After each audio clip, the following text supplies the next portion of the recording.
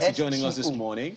Thank you for having me here this morning. You are a music producer and you are also a very talented music artist yourself with more than 10 years in music production, jingles production, a soundtrack for movies and all these things. You have been around for a little bit. Yes, actually. You know, let me begin with this one. We have been told that... Sorry, I'm sorry. We have been told Straight face. That music artists are eccentric. So when a producer has to work with them, the first thing to manage is not the song, it's their eccentricity. I can see that you are nodding your head. Is that in agreement? Please see who is talking. He's in broadcasting, and in almost every broadcast station, you will see a sign somewhere that says, you don't have to be mad to work here, but it helps. Alero, he is not a broadcaster right now. He is a music producer. So let me talk to him as a guest on my program. Okay. I'm sorry. I'm sorry, Mr. Anchor. Please, Mr. Musician. Yes, ma'am. Are you mad? No, I'm not. That's the question he just asked you. Are you No, mad? no. I'm not. Eccentric, not mad. Eccentric. Yes, please. Please go ahead. Dr. Aboje. Okay.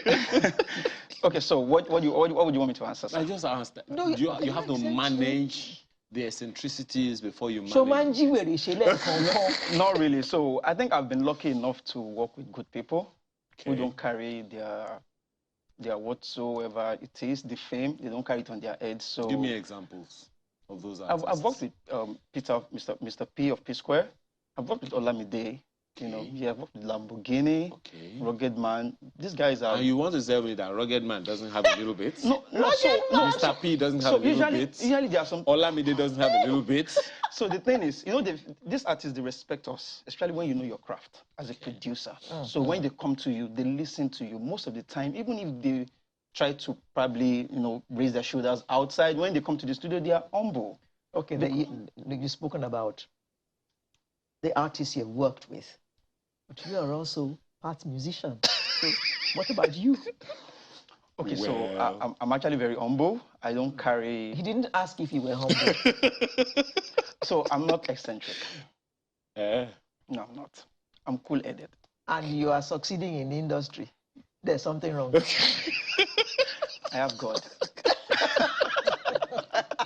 Okay, you have God, right? No, okay. Please tell me one thing God does that is normal.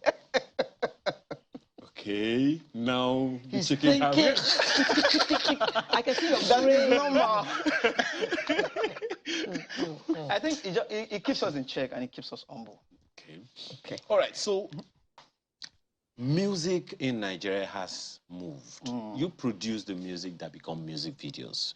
We won't talk to you about the music videos now, but you know, one of the things that a number of people have said about music production these days, you may want to educate us, is that it has transited quite a lot. It's really not so easy to keep pace or track these days. Before you know what is happening, I mean, back in time, Alero, a hit song will still be around for maybe like 2 months, 5 months and all. But today, you're like... Will o' the Wisp. 2 weeks, it's gone. If he's lucky. True. If he's lucky. Why is that? Well, Buga is still making waves.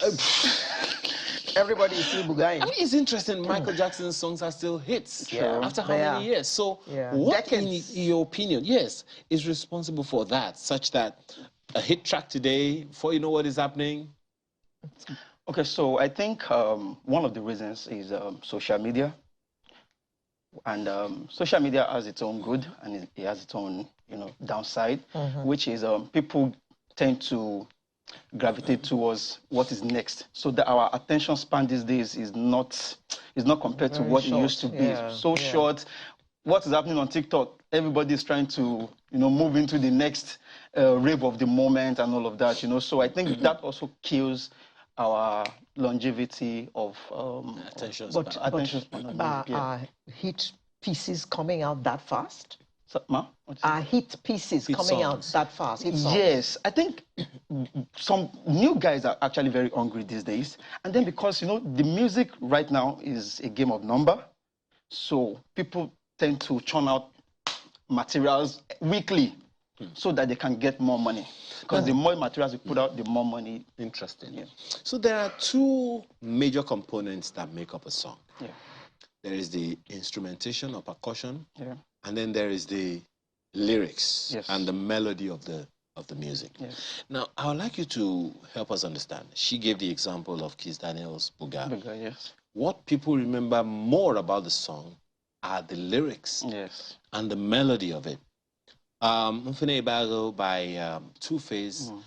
What I love about it is the percussionary, the music of it. And a number of people will remember Sweetest Taboo, and they will only remember the percussions, and on and on and on like that. So, what are the things that make producers come up with the kind of percussion or movements to a song that makes it become the hits that they become? Okay, so first and foremost, the truth is, for every composition, lyrically, there has to be the music, because sometimes the music helps the composition stay, on the minds of people. Actually. So the truth is, you can't just have an a cappella. You can't have Buga sang and without the music, and you think people will dance. People won't dance. So the inspiration that a producer probably comes up with from maybe his background in music, or maybe from listening to the artist, sometimes helps, making those percussions, soundtracks. And the truth is, sometimes we don't even know what we're doing sometimes. Oh, really? That's the truth. Yes. Sometimes we're just connecting the dots, little by little, little by little. Adding this, adding that. And then Yes. it turns out to be something. Yes. To buttress your point, I remember one song, and I always give that as example of, okay, let me not use the word I'm thinking. You mean the word eccentric? No, not that one. This song, Alaji. I mean, that is what it says from beginning to end. True. But it's danceable. People love to listen to it. And I just ask myself, are we getting crazy? Or is the musician crazy? Is this supposed to be a song? There's another one like that. I don't know how many bars does that part of the song alone have. Perhaps even half of the entire song, if not more. Chop banana till you go, you. That's what you will hear over and over and over and over. And I'm wondering. And the boys are making their money. So what is it? So there's those who have said, it's just laziness. Not really. Repetition sometimes does it. When you repeat it over and over, people are listening. Allergy, it just sticks. That's it. Compared to songs where you have so many lyrics, people, especially in this age, trust me, just give us something short, something bugaye, keep it running over and over. But then the challenge to that is, and I'll put it to you, You're young and growing in the industry, and you've worked with some of the biggest names in contemporary Nigerian music. People are looking out that this generation will also begin to influence lives through music. There are those who will always reference, okay, for instance, in contemporary times, Power of Naija by Two-Face, some of the songs that Falz has out, and this one that we have even played today by Simi, that featured Chief Commander Ebenezer Obey, just admonishing people and all of that. So conscious music, essentially. I don't know. It seems conscious music doesn't have that kind of impact, impact or attention span or followership. It doesn't. So I think that when I started, I said social media. So people want to listen to something to just make them happy on the go, and let's just go. So the truth is, some of those songs that have deeper meanings, they take time for people to, especially in this age, everybody's in a haste. Give me something short and let me go. Haste to do what? So So what you're saying is that they're listening more to the rhythm than to the lyrics. Actually. The rhythm is more important. Yes. So the truth is the lyrics also comes and of course makes it all like a song. Yes. But the music itself is what really drives that buzz and everything people are. Let me confirm that, Alero. My daughter, we were having a conversation one day. I said, there's this, she was listening to Ray J's I Like the Way You Lie. And she was just singing the song. She loves the sound of her voice. And I say, pause. Are you listening to the song that you're singing? I say, yeah, I'm singing it. So what's the song saying? That was the first time she was paying attention to the lyrics. How can you like the way somebody lies? Eh? How? And it's a beautiful rhythm, by the way. Beautiful percussion, beautiful movement to the song. Very lovely, lovely song.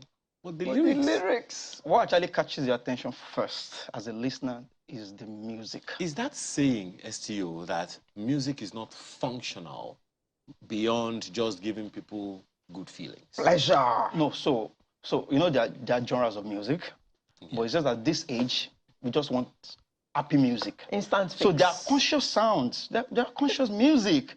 But people, maybe it is when they are not feeling too happy, that's when they want to listen to those songs. But you know, in this age, there is already that tense atmosphere. So nobody wants to listen to something that will make them start thinking that, this song. So everybody just wants to be happy. Low, low, low, low. It's just easy. You know, there's nothing really in that song, but the fact that it's just a happy song. You know, it's a happy song. Okay. So any musician who is not doing happy songs now, trust me, they might not really stream your songs that much. Oh, interesting. Now, what are the things that you would reference as the challenges of the music producer in Nigeria, at least from your own perspective? Feedback from monetary feedback. Yeah, actually, because the truth is, we make these songs, we make them sound so good, the artist takes it out and then starts getting the money and nothing is being said to the producer as regards, okay, this is... But you had a contractual agreement. Okay, so in this age, we are getting more informed with the contract and all of those things. So producers are more deliberate with their decisions these days. Some 7-10 years ago, it used to be just come, let's just do something. But now that we've seen that these guys are making money, let me also tap into this. Okay, so let's draft out a contract, you know. So the challenge is, or one of the challenges is that the response in terms of the monetary aspect, and then sometimes you don't even get the accolade. You don't even get the credit sometimes. Yeah. Really? Yeah, sometimes. You don't get credit for the music you produce. The music, yeah. There are some songs that you have to probably go to make extra research to know who actually produced the song. Do you know right now, I don't know who produced that song we've been making reference to. Okay. Till now, you know. Yeah. You do jingles as well. Do you produce them or do you compose the songs? Compose them or what? Are they more difficult than music, for instance? You know what I mean? Yes, I do. A jingle and a piece of music. So, which is more difficult? No, none of it is actually really easy. So because you have to take time you have to be deliberate with what you're writing. So if you want it to be happy, be deliberate about it. So for jingles, you have to look which are just like 30 seconds. 30 seconds. And you've got to get your message across in 30 seconds. So you have to look at what can sell. What can people listen to in the first 1 to 5 seconds and catch their attention. Those are the lines you're looking for. So it's quite, a bit harder for jingle because of the time frame compared to a song that is like 3 minutes, because there is so much time to enjoy. But one minute song, 1 minute jingle or 30 seconds, you have to be on your, on your feet and get it done. Okay, so what do you wish to see in the music industry, especially music production, within the shortest possible time that will be sustainable? Not to be selfish as being a producer, because it will seem as if I'm just favoring myself, because it's natural. Yeah, you know, I think that the artists should do more. They should do better. They should do better by with this contract, because there's this awareness and all of those things that we are trying to, showcase. They should not take it as, this is a stress on me. They should embrace it and then let us work together. I guess that only speaks to one thing. You need to ramp up on that contract part of the conversation. Shego Tosin Odeyemi is a producer, music producer, artist, and all. Thank you so much for your time this morning. Thank you for having me. And thank you very much for staying with us this Saturday morning, spending all your morning with us. Thank you. We'll be with you again next Saturday to bring you a fresh edition. I am Alero Edu, wishing you all the best and saying, see you next month. If you are in traffic, sincere apologies. Just be patient. I'm Ayo Makinde. Have a wonderful rest of your weekend.